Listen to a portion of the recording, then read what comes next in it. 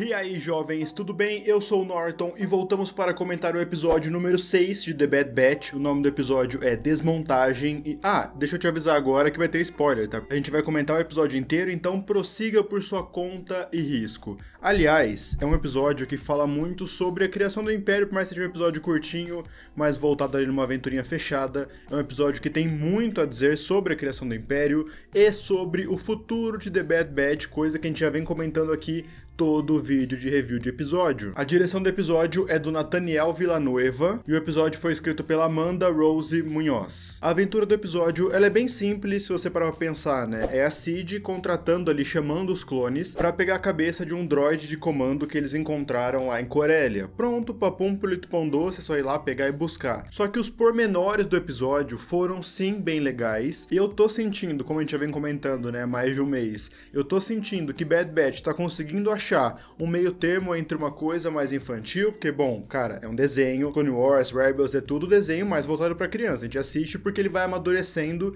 chega nas últimas temporadas de Clone Wars e Rebels, já é uma coisa mais pra adulto, mas ainda assim, vamos lembrar sempre que o foco são as crianças, é uma coisa pra criança, só que eles estão conseguindo equilibrar certinho entre uma coisa muito mais infantil e uma coisa mais adulta, com pormenores que, sei lá, se você é criança, talvez você não pegue, como, por exemplo, a interação entre a Cid, a Omega e o Echo. Eu gostei muito da conversa entre eles ali, o Echo tá ensinando a Omega a atirar, achei isso bem legal porque tá na hora do Echo ter um destaque um pouco maior mesmo, ele tá meio apagado. Esse episódio ele conseguiu um pouco mais de destaque, a gente sabe que quem são os três pilares, pelo menos da parte dos clones, são o Hunter, o Wrecker e o Crosshair. O Tech e o Echo, eles estão meio que sobrando mesmo nesse episódio, o Tech sobra pra caramba, só que o Echo tem um pouquinho mais de participação, inclusive tem umas piadas bem interessantes. E a Cid acaba tendo o papel de ser a mentora, não mentora, uma espécie de mãe de todos eles ali. E é bem interessante a gente pensar que a Omega tá sendo criada literalmente num bar por 5 caras que vieram da guerra e uma Trandoshana que trabalha com coisas mais voltadas para crime, então contratando caçadores de recompensa, tendo contato com os Hutts, por exemplo.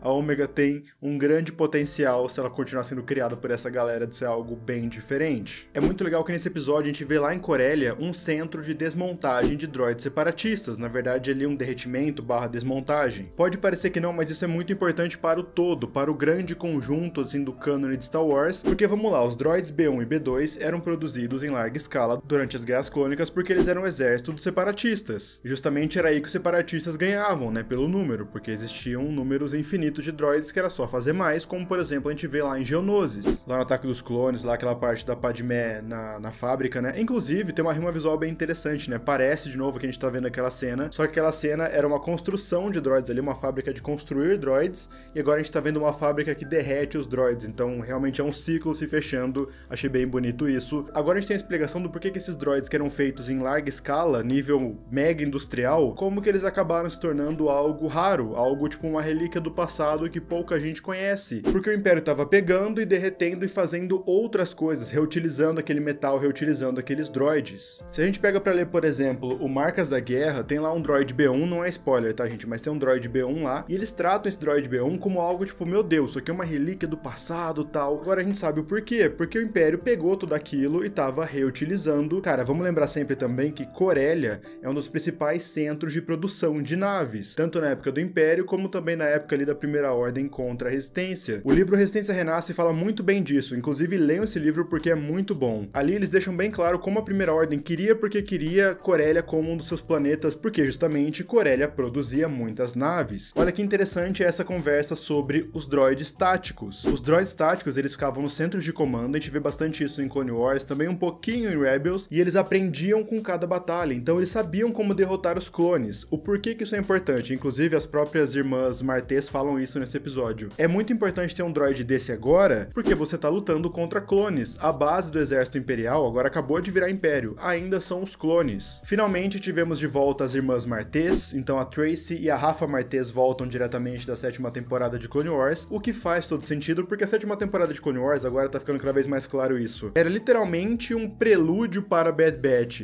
e eles já tinham ali os moldes das personagens prontas, então faz sentido trazer elas de volta. Se você não lembra, é aquele arco da Ahsoka antes de Mandalore, lá no final da 7ª temporada. Falando um pouquinho mais das irmãs, deixou bem claro ali como a Omega é uma clássica protagonista de shonen, né, onde todo mundo que passa por ela começa a gostar dela, tipo Naruto, Luffy, que ganha todo mundo na simpatia. Então a Omega acaba indo nesse sentido também. Eu acho que as irmãs vão acabar voltando, porque o molde delas tá pronto e Bad Batch tá sendo uma continuação direta de Clone Wars, então faz sentido. Agora, a gente tem que falar um pouquinho sobre o que elas estavam fazendo ali. Elas foram enviadas por alguém que a gente conhece como ele, né, ela fala he, então tipo é um cara, e elas precisam da cabeça do droid tático pra pegar informações sobre os clones, como deter os clones. Quem mandou essa galera tá justamente querendo saber mais sobre o Império, como derrotar o Império, como lidar com o Império, como lidar com os clones imperiais. E o Wrecker, hein? A gente tá conversando bastante sobre ele nos últimos episódios, tanto que ele fala, né, bons soldados seguem ordens, que é aquela coisa que o Crosshair e outros clones falam, né, quando estão sendo controlados pelo chip inibidor. Inclusive a própria voz do Crosshair aparece na cabeça do Wrecker, né, então, tipo, espelhando aquilo que ele tava sentindo. Pelo menos por alguns segundos o chip foi ativado, e é aquilo que a gente já sabia, né, a partir do momento que o chip foi ativado, ele começou a bater muito a cabeça,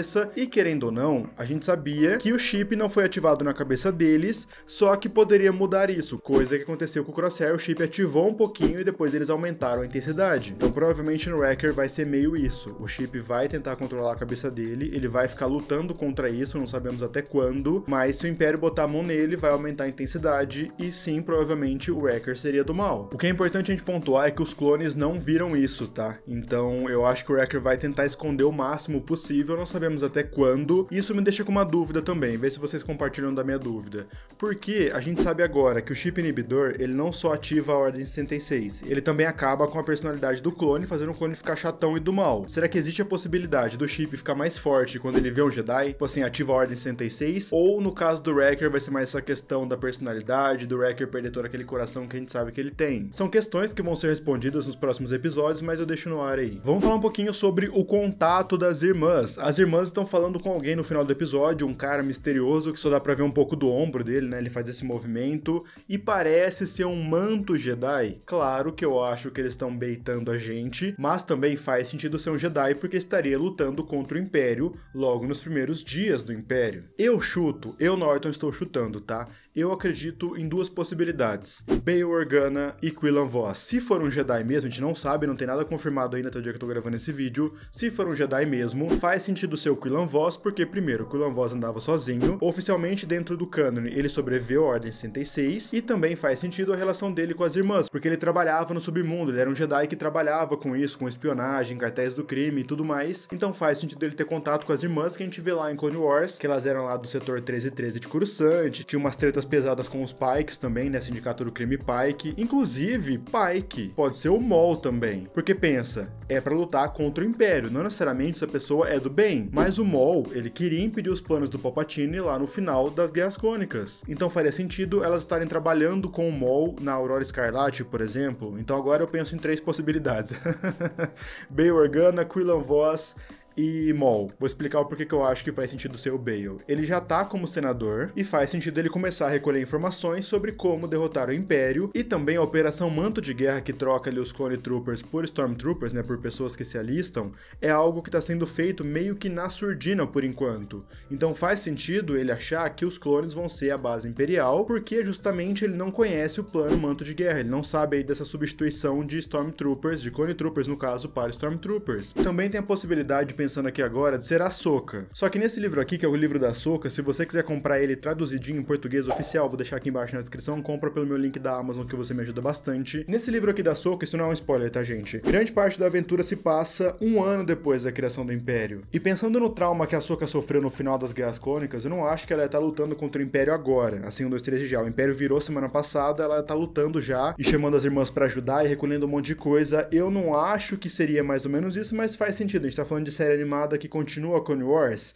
faz sentido ser a Ahsoka sim. Por enquanto a gente não pode cravar nada. O tamanho ali não encaixa, mas pode ser uma projeção de tamanho como o Snoke fazia, por exemplo. Então também faz sentido ser a Ahsoka. Eu queria que não, mas faz sentido. E sabe por que faz sentido ser a Ahsoka também? Por causa do R7-A7, aquele droide astromecânico das irmãs. Ah, inclusive, tem um erro, né? A primeira vez que ele aparece no episódio, ele aparece com um corpo vermelho e a parte de cima verde e branco, e depois muda para preto e dourado no mesmo episódio. O R7 era copiloto da Ahsoka, né? Era o droide astromecânico da Ahsoka em muitas aventuras em Clone Wars, só que ele morre, entre aspas, né, no final de Clone Wars. Morre, né? Tipo, o droide pode ser reconstruído, então nada impede da Ahsoka ter reconstruído e entregue para as irmãs um droide que ela confia que conseguiria trabalhar junto com as irmãs ali, recolhendo informação contra o Império. Nossa, eu falei demais nesse vídeo, né? Desculpa, a gente tá aí falando um monte. Eu gostei muito desse episódio, muito mesmo. Mas o grande destaque pra mim é a piada do Echo, quando uma fala, cara, precisamos sair daqui. A outra repete, precisamos sair daqui. E ela vai ser espertinha e fala, ah, tem algum Echo aqui? E o Echo fala, tem eu. Tipo, cara, que piada boa, mano. Putz, cara. Só de lembrar eu tô dando risada, cara. Que piada boa demais. Mano, é isso que eu quero pra The Bad Batch, cara. Brad Rau, Jennifer Corbett, se não me engano, sobre o nome dela, eu não lembro, que é a Red Writer, ele é o diretor supervisor que tá cuidando de tudo, Brad Rau. Cara, façam mais isso porque foi genial essa piada. Nossa, tô rindo só de pensar.